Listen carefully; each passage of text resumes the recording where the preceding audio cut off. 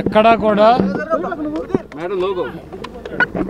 ఏ అభ్యర్థిని మార్చినా కూడా ముఖ్యమంత్రి గారు క్యాంప్ ఆఫీస్కి పిలిచి వాళ్ళతో మాట్లాడి నిన్ను ఎందుకు మార్చాల్సి వస్తుంది ఏంటని చెప్పి మారుస్తున్నారు. ఇవన్నీ కూడా పార్సార్ను మారుస్తారు, నానిని మారుస్తారు, ఇంకోళ్ళని మారుస్తారు అన్నది ఇవన్నీ కూడా ప్రచారం తప్పించి వాస్తవం కాదు. ఎక్కడ కూడా ముఖ్యమంత్రి గారు ఎవరితోనూ కూడా మాట్లాడకుండా అభ్యర్థులను మార్చేటువంటి పరిస్థితి లేదు. ఆయన ముందే పిలిచి ఈ పరిస్థితుల్లో నిన్ను మారుస్తున్నావు అని చెప్పి, లేకపోతే ఈ పరిస్థితుల్లో నిన్ను వేరే చోట పోటీ పెడుతున్నానని చెప్పి ఆయన చెప్తున్నారు. ఇవన్నీ కూడా ఊహాగానాలు, ఇవన్నీ కూడా నమ్మొద్దు అని చెప్పి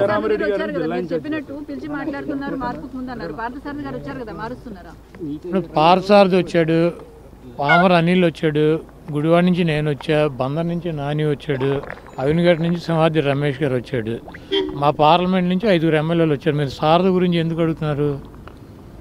మా పార్లమెంట్ నుంచి ఈరోజు నేను, పేర్నాని, అనిల్, అవినిగడ్డ సింహాద్రి రమేష్, పార్థసారథి మేము 5 ఎమ్మెల్యేలను వచ్చాము. విడివిడిగా వెళ్ళాము, మాట్లాడుకున్నాము. కొంతమంది సీఎంతో మాట్లాడుకున్నారు, కొంతమంది కింద స్టాఫ్తో మాట్లాడుకున్నారు, కొంతమంది సెక్రటరీలతో మాట్లాడుకున్నారు. వెళ్ళాం. మీరు ఎందుకు ప్రత్యేకించి పార్థసారథి వచ్చాడు అన్నారు? పార్థసారథి ఎప్పుడైనా కొత్తగా వచ్చాడు ఆఫీస్కి? అది రెగ్యులర్గా పార్టీ మా సీఎం ఆఫీసు, మా ఎమ్మెల్యేలు మేము వచ్చి వెళ్ళే దాన్ని ఎందుకు వార్త కింద పరిగణిస్తున్నారు? ఎక్కడ కూడా పార్థసారథి వెళ్ళిపోతానని చెప్పలేదు, సీఎం గారు లేకపోతే నేను సీటు ఇవ్వాలని చెప్పలేదు. ఇవన్నీ కూడా ఊహాగానాలు. మా పక్క పార్లమెంట్ నుంచి కూడా 4 వచ్చారు. ఎవరు ఏ సీట్ అయితే మారుస్తున్నారో వాళ్ళనే పిలిచి సీఎం గారు మాట్లాడుతున్నాడు డైరెక్ట్గా. దీంట్లో ఎమ్మెల్యేలను పిలిచి ఎంపీ గురించో, ఎంపీలను పిలిచి ఎమ్మెల్యేల గురించో చర్చించి మా ఒపీనియన్ తీసుకుని మార్పులు చేర్పులు ఉండవు. పూర్తిగా ఆయన దగ్గర ఉన్నటువంటి సమాచారం ప్రకారం ఆయన ఎక్కడ ఎవరు పోటీ చేస్తే బాగుంటుంది, ఎవరు పోటీ చేస్తే బెటర్గా ఉంటుంది, ఎవరిని పోటీలోంచి తప్పిస్తే బెటర్గా ఉంటుందని ఆయన ఒక లిస్ట్ పెట్టుకుని ఆ లిస్ట్ ప్రకారం ఆయన చేస్తున్నాడు. ఇక్కడ ఎవరిని తప్పించడాల్లోనే, ఎవరిని పెట్టడాల్లోనే ఎవరి అభిప్రాయాలు లేవు. నేను సీఎం గారిని కలిసి ఏదో మా కాన్స్టిట్యున్సీకి సంబంధించి నేను అడిగాను. మిగిలిన వాళ్ళు ఒకళ్ళిద్దరూ సీఎంని కలిశారు, కొంతమంది సెక్రటరీ ధనంజయ రెడ్డి గారిని కలిశారు, కొంతమంది ముత్యాలరాజు గారిని కలిశారు. అక్కడ సీఎం వాళ్ళు మాకు ఎక్కడన్నా కలెక్టర్లకో లేకపోతే అధికారులతోనో ఎక్కడన్నా పెండింగ్లో ఫైల్స్ ఉంటే ఆ ఫైల్స్ క్లియర్ చేయమని, ఎన్నికలు వస్తున్నాయి కాబట్టి మాకు అడ్వాంటేజ్ ఉంటుంది కాబట్టి అక్కడ అధికారులు మా మాట పట్టించుకోకపోతే ఇక్కడికి వచ్చి చెప్పుకుని అవన్నీ క్లియర్ చేయించుకున్నాం. అంతేగాని దీనికేం పెద్ద మీరే చెబుతున్నారు కదా రేపు సాయంత్రానికి వస్తుందని. మీడియా కన్నా మాకేం తెలుస్తుంది? మా పేరు ఉందో లేదో కూడా మీరే చెబుతున్నారు.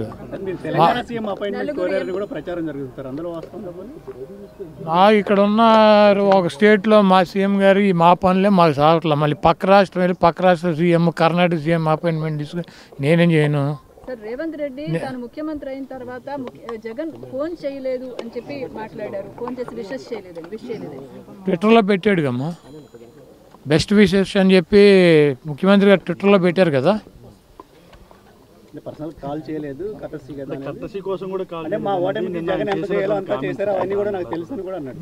అంటే రేవంత్ రెడ్డి గారు మేము కాంగ్రెస్ పార్టీనే ఆయన గెలిపిస్తాక మేము అక్కడ కూర్చొని పనిచేయటానికి కాదు, కాంగ్రెస్ పార్టీని గెలిపిస్తాకి మేము అదే జగన్మోహన్ రెడ్డి గారు మేము కాంగ్రెస్ పార్టీనా?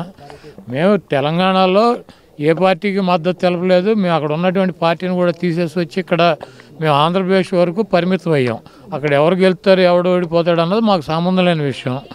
మాకు జగన్మోహన్ రెడ్డి గారు ఎగబడిపోవటం ఉండదు, దూరంగా వెళ్ళిపోవటం ఉండదు. ఆయన ఒక లిమిట్స్లో ఉంటాడు. ట్విట్టర్లో పెట్టాడు ఆయనకు అభినందనలు అని చెప్పి, ఆయన ఫోన్ చేసి అభినందించలేదు. ఆయనకంటే కేసీఆర్ గారు తొంటిరిగింది కాబట్టి ఆయన పరామర్శించాడు. ఈయనకి తొంటేం విరగలేదు కదా, ఈయన వెళ్ళి పరామర్శించారు అవటానికి. రాజశేఖర రెడ్డికి సంబంధించి రాజశేఖర రెడ్డి మరణానికి సంబంధించి కొన్ని కీలక వ్యాఖ్యలు చేశారు. 2009లో కొంతమంది టీడీపీ అదేవిధంగా టీఆర్ఎస్ ఎమ్మెల్యేని లాక్కునే ప్రయత్నం చేశారు, అందుకే ప్రకృతి బ్యాలెన్స్ చేసిందన్నట్టు వ్యాఖ్యానించారు రేవంత్ రెడ్డి. రేవంత్ రెడ్డి గురించి ఇక్కడ ఆంధ్రప్రదేశ్లో డిస్కషన్ చేయటం, ఇక్కడ పెద్ద పట్టించుకోవటం అంత అవసరం లేదు. ఒకవేళ నాకు లేకపోతే మాకు ఎవరికైనా అపాయింట్మెంట్ కావాలంటే డైరెక్ట్గా ఢిల్లీ వెళ్తే సోనియా గాంధీ, రాహుల్ గాంధీ, ప్రియాంక గాంధీ అపాయింట్మెంట్లు దొరుకుతాయి. అక్కడి నుంచి ఒక ఫోన్ చేయించుకుంటే ఇక్కడ రేవంత్ రెడ్డి చేస్తాడు. కాబట్టి ప్రత్యేకంగా మాకు రేవంత్ రెడ్డి అపాయింట్మెంట్ తీసుకోవటం, రేవంత్ రెడ్డి దగ్గరికి వెళ్ళటం, ఇది రేవంత్ రెడ్డి ఏదైనా ప్రాంతీయ పార్టీనా? రేవంత్ రెడ్డి ఏమైనా సుప్రీమా? వాళ్ళే ముఖ్యమంత్రిగా పెట్టుకున్నారు, ఆయన ఆ పదవిని ఎంజాయ్ చేయమనండి. ఊరిని ఇవన్నీ ముఖ్యమంత్రి గురించి వాళ్ళ గురించి నాకు ఫోన్ చేయలేదు, ఏంది దీనికి ఫోన్ చేసేది? ఆయన ట్విట్టర్లో పెట్టాడు మర్యాదగా, కంగ్రాచులేషన్స్ ముఖ్యమంత్రి అయినందుకు అని చెప్పి. నాకు ఫోన్ చేయలేదు, నన్ను వచ్చి కలవలేదు. ఎందుకు ఫోన్ చేస్తారు, ఎందుకు వెళ్ళి కలుస్తారు? ఒక్కొక్కళ్ళ పద్ధతి ఒక రకంగా ఉంటుంది.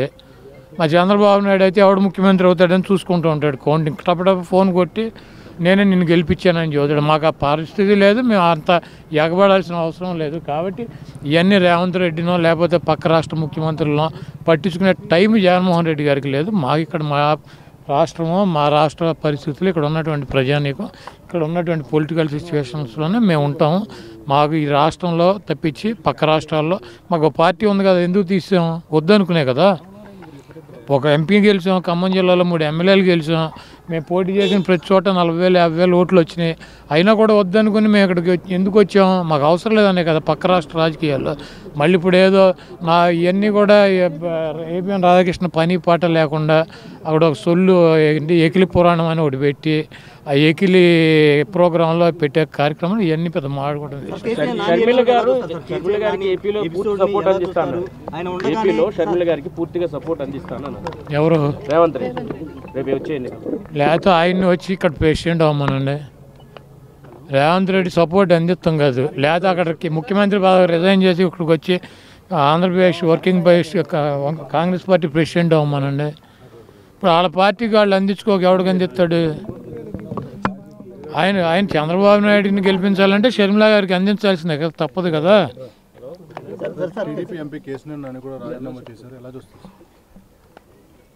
చంద్రబాబు నాయుడు చాలా స్పష్టంగా డబ్బులకి సీట్లు అమ్ముకుంటున్నాడు. అతనికి కష్టకాలంలో ఉన్నటువంటి కేసీఆర్ నాని పక్కన పెట్టి వాళ్ళ తమ్ముడు 100 కోట్లు 150 కోట్లు ఇస్తాను అంటున్నాడంటే ఎంపీని పక్కన పెట్టి సీటు అమ్ముకున్నాడు.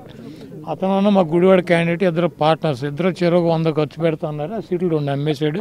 చంద్రబాబు నాయుడు డబ్బులకి రాజ్యసభ సభ్యులు అమ్ముకున్నాడు, ఎమ్మెల్సీలు అమ్ముకున్నాడు, ఎమ్మెల్యే టికెట్లు అమ్ముకుంటాడు.